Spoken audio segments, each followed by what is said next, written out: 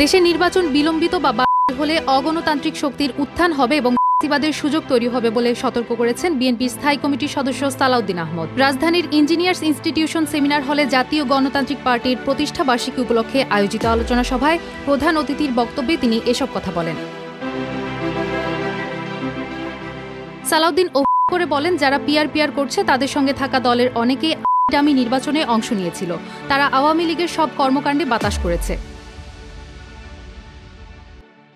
সালাউদ্দিন আরও বলেন, পিআর মানে পার্মানেন্ট রেস্টলেসনেস। এতে স্থায়ী সরকার ব্যবস্থা থাকে না, কয়েক মাস পর পর প্রধানমন্ত্রী ও সরকার পরিবর্তিত হয়। ফলে কোনো দল জনগণের অঙ্গীকার বাস্তবায়ন করতে পারে না এবং দেশের উন্নয়ন ব্যাহত হয়।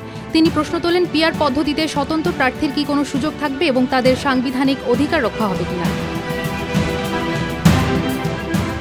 সর্বশেষ জরিপকে অবিশ্বাসযোগ্য আখ্যা দিয়ে সালাউদ্দিন বলেন, যেখানে দেশের ৫৬% মানুষই পিআর সম্পর্কে জানে না, সেখানে বলা হচ্ছে ৭০% মানুষ পিআর চায়। তার মতে এটি বিভ্রান্তি ছড়ানোর সমতুল্য।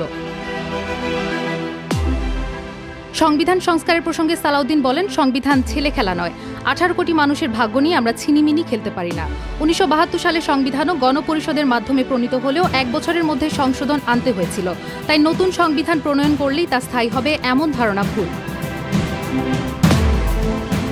তিনি গণতান্ত্রিক চর্চার গুরুত্ব তুলে ধরে বলেন, তর্ক বিতর্ক হবে, বহুমত থাকবে, কিন্তু জাতীয় ইস্যুতে ঐকমত্য তৈরি করতে হবে, যাতে জনগণ ও দেশের মানুষ বিজয়ী হয়। আলোচনায় তিনি অভিমুখী নৌবহরে ইসরায়েলি হামলা নিন্দা জানান এবং জাতিসংঘকে দায়িত্বশীল ভূমিকা পালনের আহ্বান জানান। এনডিপি চেয়ারম্যান হারুনের সভাপতিত্বে অনুষ্ঠানে উপস্থিত অন্যান্যদের মধ্যে বক্তব্য রাখেন সমমনা জোটের সমন্বয়ক এবং NPP chairman doctor Fariduzzaman Farhad সহ অন্যান্য এনডিপি নেতারা।